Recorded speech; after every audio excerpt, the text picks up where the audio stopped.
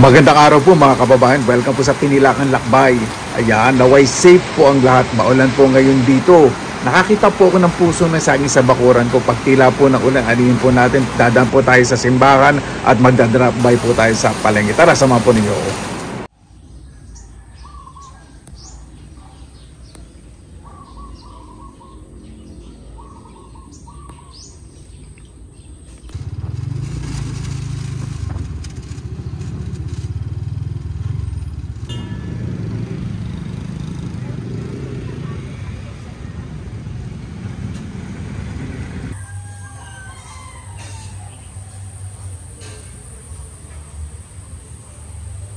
Walang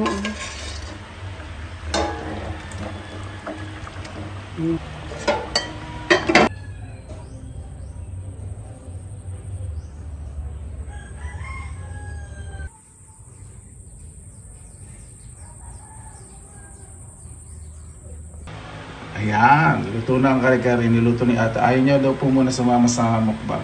Shy type sa ngayon. Magniniting siya. Mabuhay! Yan! Maraming salamat na po sa Panginoon. Kasama-sama na naman po tayo. Nagkasama-sama na naman po tayo. Naway safe po ang lahat. Bago po tayo mag-upisa, pasalamatan po muna natin ng Panginoon. Pero maraming salamat na naman po sa biyaya niyo po sa amin sa araw nito. Naway ang bawat isa meron po ang kabutihang loob, pagpapakumbaba. Napakasarap pong kumilos na wala pong iniiwasan, wala pong kaaway. Naway ang bawat isa po ay mas lumawak po pag-intindi sa bawat isa. Kaya na po bala sa amin, sinusukunan po namin sa inyo sa kanang Jesus. Amen. Yan. Sarap po natin. Yan. Alam po ninyo, etong kare-kare, syempre, isa sa pinaka matagal, hindi naman mahirap, matagal lutuin. Kaya lang kasi, pakuluin nyo muna ng matagal yung ngalang-ngala ng chismosang baka. Hindi. Hindi, ibig sabihin, kung ano, tuwalya, kung anong balat ng baka, di ba? Maganon. Kami po nung maliit kami, ang nahanap hindi masyadong nagluluto ng kare-kare. Ngayon naiintindihan ko na. Kasi napakamahal po talaga ng ingredients. Kasi anim kami magkakapatid eh. Ang ano po nun eh, bibili po yun ng mga karne, gula. Eh di gula, hindi masyado kasi may tanim kami. Natanim po na yung pagkakasyan po. Kaya ako naging paborito ang sinigang kasi marami pong kangkungan sa amin. Ngayon pumadali sa araw ng nanay ko. Sigarilyas, may mga tanim ng gulay. Ibili niya lang po karne. Tapos may tanim kaming gabi. Yung bilugan naman. Dali. Hindi ko na isi-separate.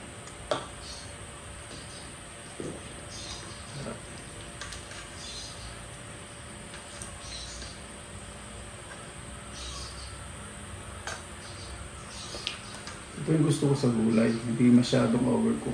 Kasi pag ininit nyo, at least,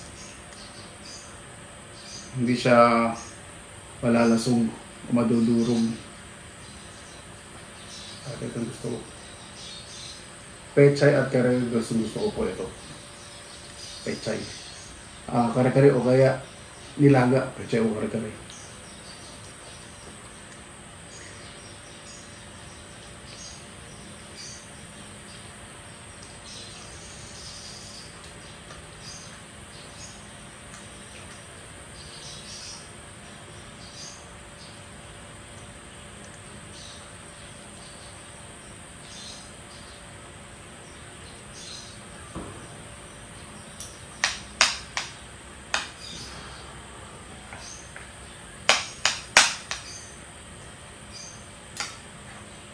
Hindi ko po talaga maalala nung mali kami na nagluto ang nanay ko ng kare-kare. Ikaw ate, nakaalala mo?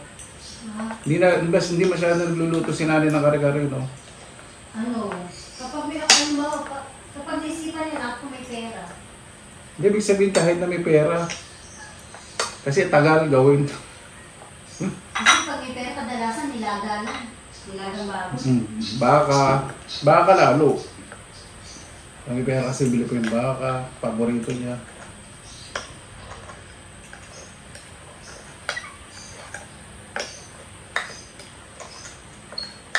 Lambot naman po ito, kaya lang Ayaw ko po kasi magkamay pasensya na yan. Paldos pa rin po ako. Gati ko na lang.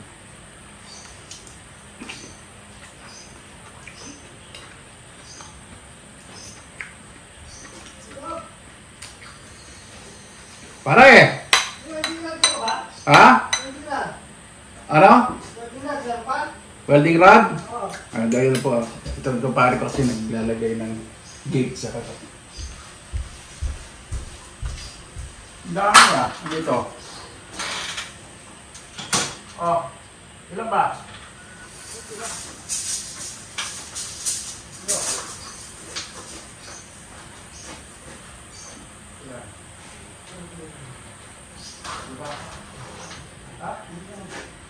Ako na yan?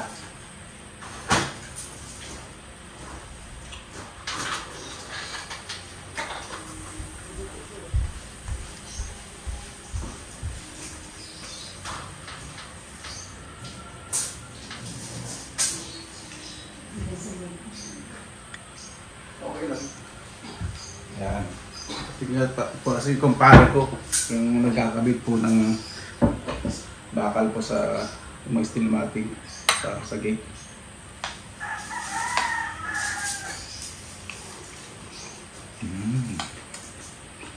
Oh.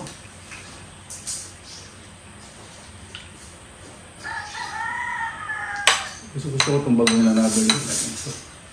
Kasi hindi siya masyadong maalat. Hindi po siya matamis. Tapos konti lang yung hanggang. Panalong panalo.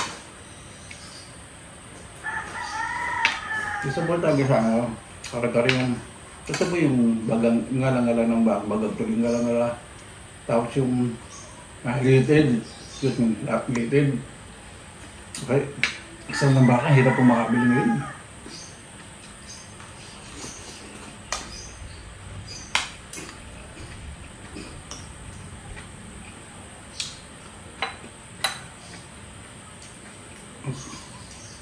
Ang katay po kasi ng baka dito sa amin, tingwebos ng hapon. Kaya lang, bilis po maubos dahil siyempre, ang presyo ng baka mas mura pa sa gulay, mura pa sa isda. Kasi ibang isda pumapalo ng 500 to 800 per kilo, di ba? Alay pang mga seafood. Kaya siyempre, iba bibilin baka.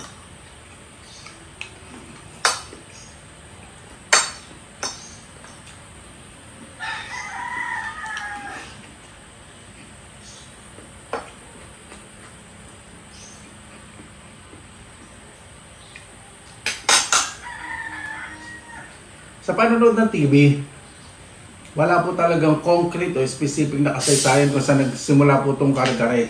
Siyempre, pinilaang lakbay, may version tayo. Nababanggit ko naman po sa inyo. Siyempre, may dalawang chismosa na kwentuhan. Ang kare-kare po talaga, isa lang po talaga niya, curry, parang Indian food. Parang ito natin sa mga Indiano. So, dalawang chismosa po kasi yung nagkwentuhan na nagluluto po ng kare-kare yung isang chismosa. Kapalis na po isang chismosa, isang marites. Sabi, Natalie Mare, ano nga pala yung niluluto ng palis na ako? Palis na ako. Etong chismosang palis nagmamadali din umalis dahil may susunod pang chismis. Sumigawin yung nagluluto. Curry, ano? Curry! O, di ba? Nadoble, curry. Ayun, doon na po kumalat yung kasaysayan ng kare-kare. Dahil po sa mga chismosa.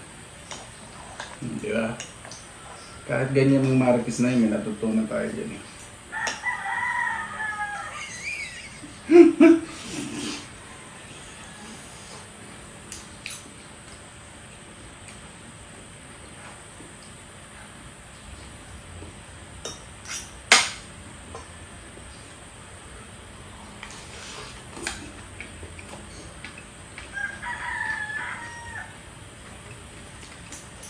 Totoo po, kasi itong curry, kasi di ba, itong sauce, peanut sauce na po ito, di ba?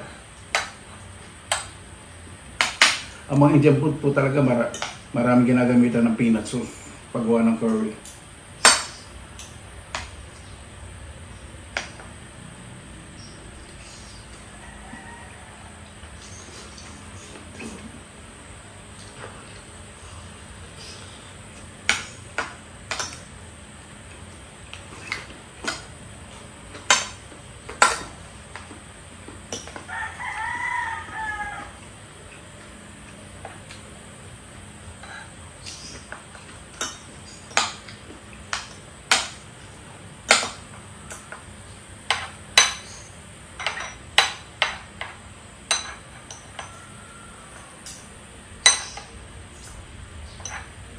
Masarap na pagkakaluto mga ate sa puso. Tama lang. Magalang. Oo. Hindi Alam. masyado maalat. Hindi naman dapat maalat ang kare-kare.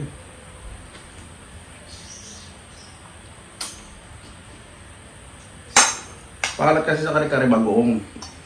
Ang kare-kare talaga matabang, di ba?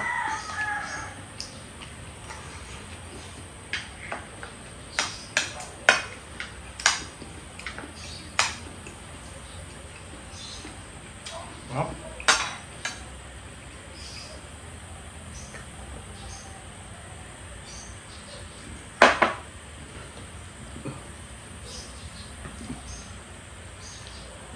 Malaki. Tama lang ang size.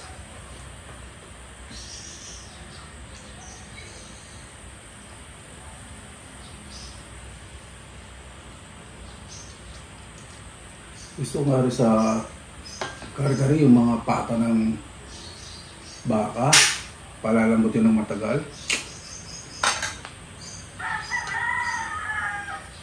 Pero siyempre tuwali-tuwali, isa sa pinaka-the best talaga sa kare-kare.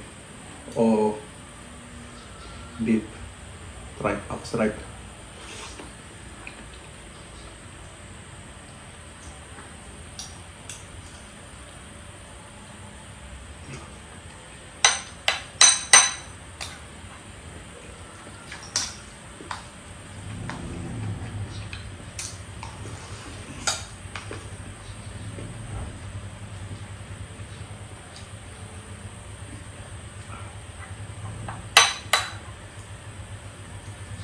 Pag kare-kare ganyan po gusto ko sa bagoong. Medyo may lapot ng konti. Iba po kasi gusto malapdaw. Pero pag yung sa mangga naman, yung maraming sibuyas sa baong, naku po. Tapos, durog na durog, paadar ko, naku, sarap po magbagong matamis. Umaanghang.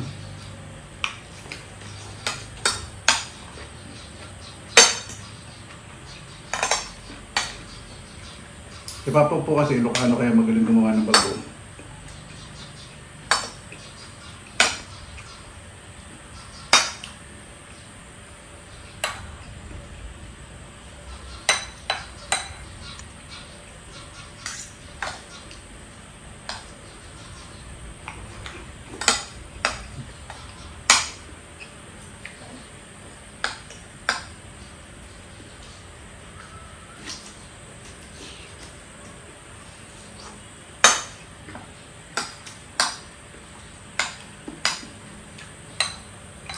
Yung tuwali-tuwali ate, malambot na. Lambot na ba? Pag kinagat, hindi masyadong nakakamagaan ng bagang.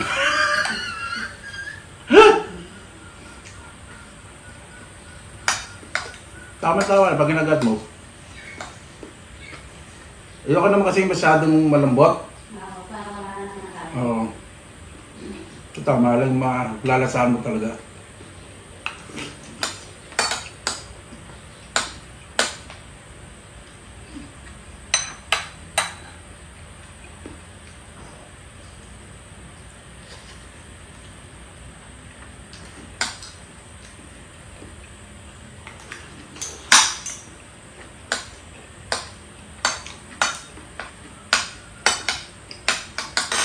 Okay lang sa akin ng tuwali-tuwali. Pag malambot kapag nasa paggoto, nasa lugaw.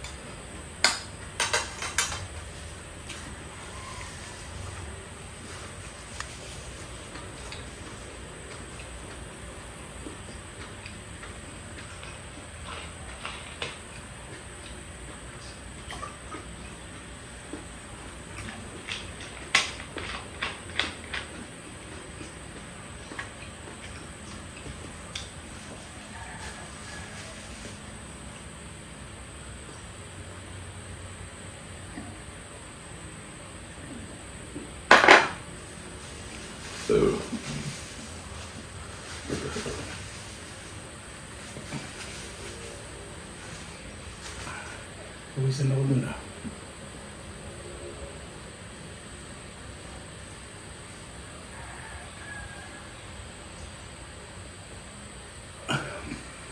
Paano po bago tayo matapos, pasalamatan po muna natin ang Panginoon. Panginoon, maraming salamat po sa biyaya binigay niyo po sa amin. Nabigay po sa araw po na ito, naway bawat isa po makapagpahinga po, makatulog po ng ligtas at maayos. Pakigabay po mga kabayan po namin na malayo po sa kanilang mga pamilya, kahit nandito po sa Pilipinas o nasa ibang bansa. Ang kaligtasan po nila ay mas maging maayos. Alam po namin na sobrang dami po nagsasakripisyo. Naway mas tumatag po, bigyan niyo po sila mas matatag nakakalooban para po lumabas sa buhay. Kaya po bahala po sa amin, sinusukunan po namin sa inyo lahat sa ngalan Jesus. Amen. Ano po, maraming salamat na po sa inyo oras na ila sa pinilang halakbay. Basta lagi po tayo positive vibes, good vibes. God bless, ingat po lagi, magandang araw. Laban lang!